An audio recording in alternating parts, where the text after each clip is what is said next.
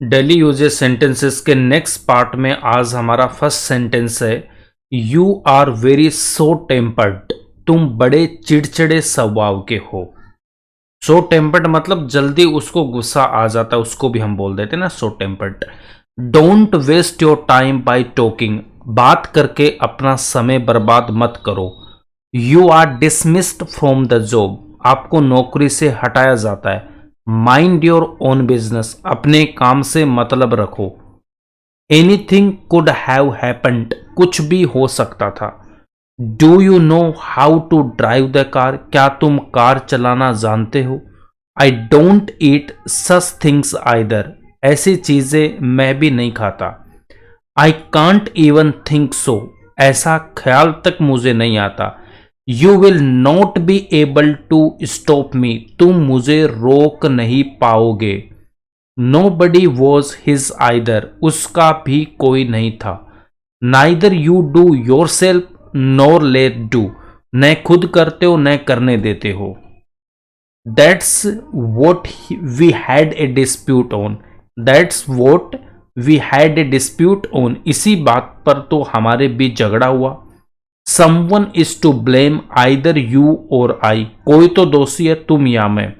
Such a man is arrogant. इस तरह का आदमी घमंडी होता है।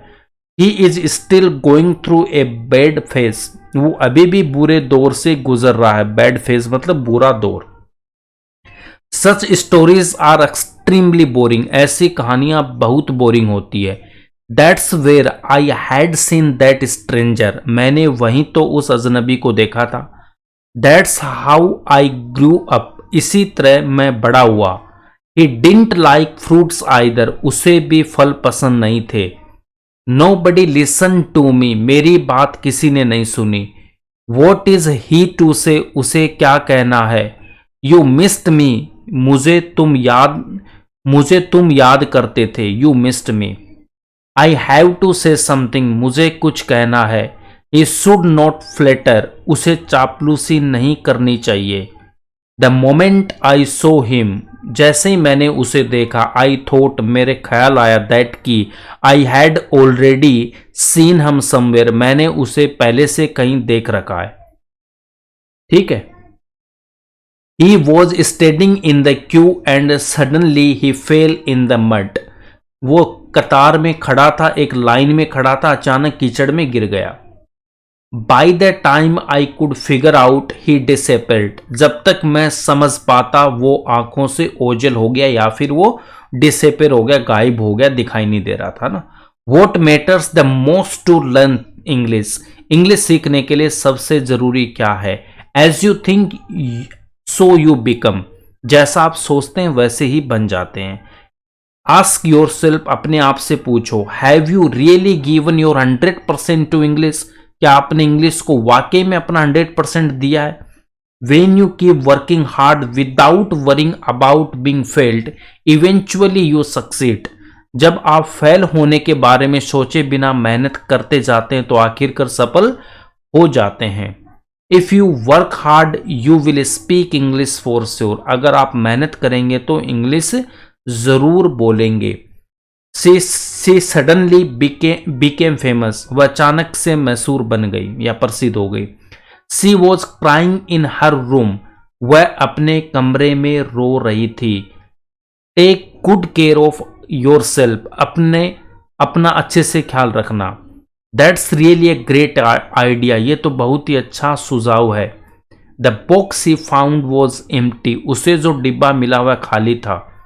The bride suddenly laughed. दुल्हन अचानक से हंस पड़ी। The man hit me on the head.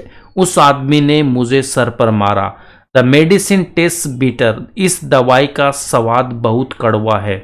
The mud clung to his shoes. उसके जूतों पर कीचड़ लगी हुई थी।